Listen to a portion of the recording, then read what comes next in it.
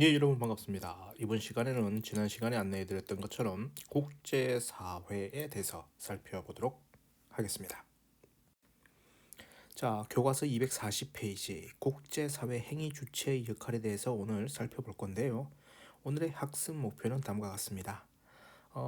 국제사회의 행위 주체를 구체적으로 여러분들이 알아야 되겠고요. 그리고 각각의 역할이 어떻게 되는지 이해할 수 있어야 되겠습니다. 오늘 학습하시다 보면요, 국제사회, 국가, 그리고 정부 간 국제기구, 그 다음에 국제 비정부기구에 대해서 아시게 될 텐데, 요 개념 여러분들이 구분할 수 있어야 되겠습니다. 이를 통해서 국제 평화를 위한 구체적인 노력을 여러분들이 설명할 수 있으면 좋겠습니다. 자, 첫 번째 내용입니다. 국제사회를 움직이는 행위 주체에 대해서 살펴보겠는데요. 거기에 앞서서 국제사회가 무엇인지 개념 정리를 한번 해보았습니다. 다양한 행위 주체들이 한 국가의 영역을 초월하여 상호 유기적으로 교류하는 사회. 자, 한 국가의 영역을 초월하여 상호 유기적으로 교류하는 사회가 바로 국제사회인데요. 이러한 국제사회에서 행위를 하는 그 주체들은 어떠한 것들이 있는지 살펴보겠습니다.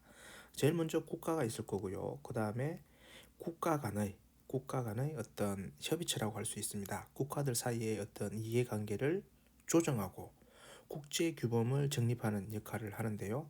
대표적인 경우가 이제 UN 혹은 세계 보건기구라고 할 수 있는 WHO, 또 IMF도 있죠. 국제통화기금. 이런 것들이 이제 정부 간 국제 기구가 되겠습니다. 그리고 국제 비정부 기구가 있습니다.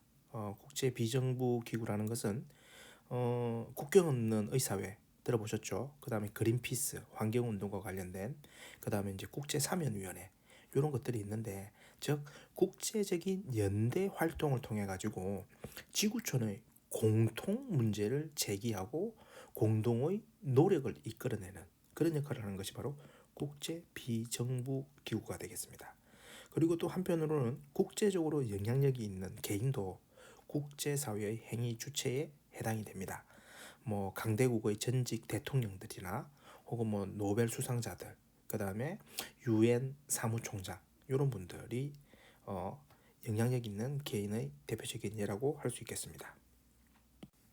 자, 그래서 앞서 선생님이 예시를 들었잖아요. 뭐 정부 간 국제기구, 국제비정부기구 뭐 이런 다양한 형태의 예시를 들었는데 행위 주체를 구분할 수 있어야 됩니다. 그리고 각각의 그 주체가 어디에 속해가지고 어떠한 역할을 하는지 구분할 수 있으면요, 예, 퍼펙트한 내용 정리가 되었다라고 얘기할 수 있겠습니다.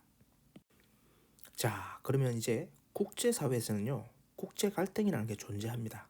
이게 왜 일어나는지, 그리고 우리는 이러한 갈등을 해결하기 위해서 어떤 노력을 하고 있는지 한번 살펴보도록 하겠습니다. 자, 먼저 원인입니다. 원인은요, 우리 앞서 다문화 사회에서 살펴봤던 것처럼요, 일단 민족, 종교, 문화에 따라 가지고 차이가 있거든요. 그 차이를 인정하지 못하는 겁니다. 그 차이로 인해서 발생하는 갈등이 하나 있겠고, 두 번째는 지와 자원이라든지 영토와 같은 국가 이익에 의해 가지고 국가 이익 때문에 일어나는 갈등, 이런 것들이 대표적인 국제 갈등의 원인으로 지금 제시가 되고 있는 겁니다. 자, 그래서 이러한 원인을 해결할 수 있는 방법은 두 가지 방법이 제시되고 있습니다. 첫 번째가 소극적인 평화를 위한 노력. 소극적인 평화. 앞서 우리 살펴보았죠? 기억하셔야 됩니다. 그 다음에 적극적 평화. 소극적 평화를 위한 노력과 적극적 평화를 위한 노력 두 가지로 나뉘는데, 소극적 평화를 위한 노력부터 한번 살펴보겠습니다. 소극적 평화의 개념을 여러분들이 정리하시게 된다라고 한다면 이 부분이 쉽게 이해가 될 겁니다. 자, 개별 국가에서는 우선요, 양보와 타협을 통해 가지고 외교적으로 협상을 전개해 나가야 됩니다. 자국의 이익을 위해서 활동을 하는 것이 국가의 역할이긴 하지만, 필요에 따라서는 우리가 평화를 유지하기 위해서 양보와 타협을 통한 외교적 협상을 각 국가들이 해 나가야 된다는 그런 의미고요. 그 다음에 이제 정부 간 비국제기구 있죠. 분쟁 당사국에 대해서 중재를 계속 진행을 하는 겁니다. 중재를. 너가 그러면 안 돼. 라고 하면서 중재를 해 나간다라는 겁니다. 유엔에서 혹은 뭐 WHO에서 혹은 뭐 IMF에서 이런 식으로 분쟁 당사국에 대한 중재를 해 나가는 방법이 있겠고, 또 한편으로는요, 국제 비정부 기구에서는요, 여기서 뭐 인권 침해 방지라든지 인도주의 구호 활동을 해 나간다라는 겁니다. 이러한 부분들이 뭐다? 소극적 평화를 위한 노력에 해당이 된다라는 겁니다. 자, 그리고 적극적 평화를 위한 노력은 뭐죠? 그렇죠. 인간 안보의 관점이었죠. 그래서 뭐 인권을 존중한다든지 뭐 자유와 평등, 평화, 우리가 소중히 여기고 있는 이런 가치들이 인류의 보편적 가치라고 할 수 있거든요. 이런 것을 실현시키기 위해서 노력을 해야 된다라는 부분이 바로 적극적 평화를 위한 노력에 해당되겠습니다. 자, 우리가 지금 국제사회에 대해서 얘기를 하고 있는데, 일단 내용 정리를 앞서 설명을 해드렸고, 이번 파트에서는요, 국제사회의 특징을 잠시 살펴보겠습니다. 국제사회 특징을 핵심 키워드로 뽑아봤습니다. 첫 번째, 국제사회는요, 무정부적 상태입니다. 즉, 강제력을 가진 중앙정부가 존재하지 않는다라는 겁니다. 앞서 살펴봤던 뭐 유엔이라든지 WHO라든지 IMF라든지 어떤 강제력을 가진 중앙정부만큼의 그 역할을 하지는 못한다라는 겁니다. 그리고 국제사회에서 구성원이 될 수 있는 각 국가는 기본적으로 자국의 이익을 추구한다라는 겁니다. 그 자국의 이익을 추구하는 것을 우리가 도덕적으로 비난할 수는 없습니다. 왜? 개별 국가는 기본적인 기능을 이렇게 수행하기 때문입니다. 그렇지만 또 한편으로는요, 기본적인 질서가 존재합니다. 뭐 국제법이라든지 혹은 국제기구, 국제여론을 통해서 질서를 유지하고자 하는 그런 노력들이 지금 계속해서 이루어지고 있다는 겁니다.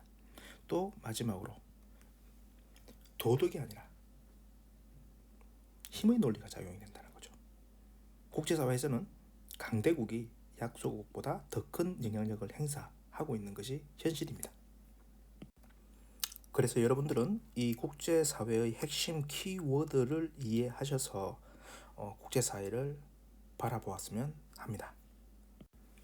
자, 이번에는요, 조금 더 깊이 있는 내용을 좀 얘기해보고자 합니다. 국제사회, 국제관계를 바라보는 관점인데요, 세 가지 관점이 있습니다. 현실주의와 이상주의. 앞서 살펴보았던 국제사회의 특성 기억하시죠? 이제 그런 것들과 연관되어 있는 내용인데요. 먼저 현실주의입니다. 현실주의의 관점에서는 국제사회를 어떻게 바라보고냐 하냐, 인간 그리고 국가 모두 이기적인 존재라는 겁니다. 그래서 여기서는 도덕관계가 성립하지 않습니다. 오히려 권력욕이라든지 힘의 논리가 중시된다는 거죠. 그래서 힘이 부족한 나라 같은 경우는 어떻게 해야 되겠죠? 힘에 의해서 자국이 어떤 나라와 경쟁을 했을 때, 갈등을 느꼈을 때 밀리지 않게 위해서 어떻게 하죠? 동맹을 맺는 겁니다. 그래서 세력을 균형을 이루려고 한다는 겁니다.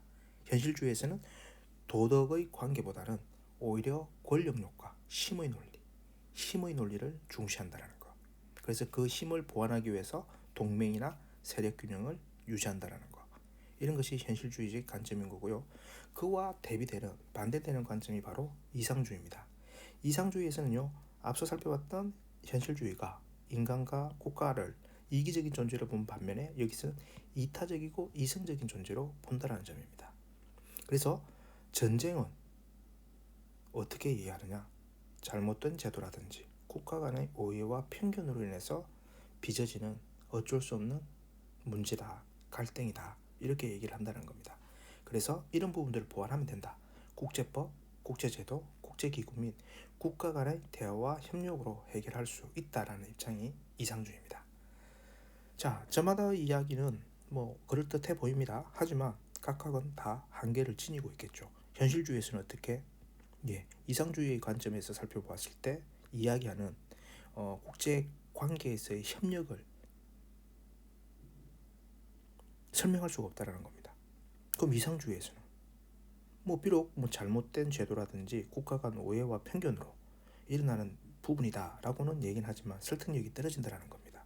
여전히 지켜보게 되면은 이타적이고 이성적인 존재라고 얘기했는데 힘의 논리가 국제사회에서 이루어진다라는 거죠. 그런 이제 한계점이 있다는 겁니다. 그래서 요 중간 사이에 어떤 또 관점이냐면 구성주의라는 관점이 있습니다. 이렇게 전제하지 않는 겁니다. 뭐 국가가 이기적이지 이타적이니 이런 얘기 안 한다라는 겁니다. 오로지 국제관계는 뭐다? 국가 간의 상호작용에 의해서 구성이 된다는 겁니다. 그래서 분쟁 해결을 위한 자국과 상대국의 긍정적인 상호작용을 해야 한다는 입장이 구성주의에 해당되겠습니다. 자, 그래서 구성주의에서는 앞서 현실주의가 설명하지 못했던, 이상주의가 설명하지 못했던 이런 부분들이 다 보완이 될 수 있겠죠. 자, 이렇게 해서 우리 평화의 중요성과 국제사회의 노력에 대해서 살펴보았습니다. 이 부분 다 시험 범위에 들어가는 내용이니까요. 여러분들 학습 내용 잘 기억하시고 정리하셔서 준비해 주시기를 바라겠습니다. 자, 수고하셨습니다. 다음 시간에 뵙겠습니다.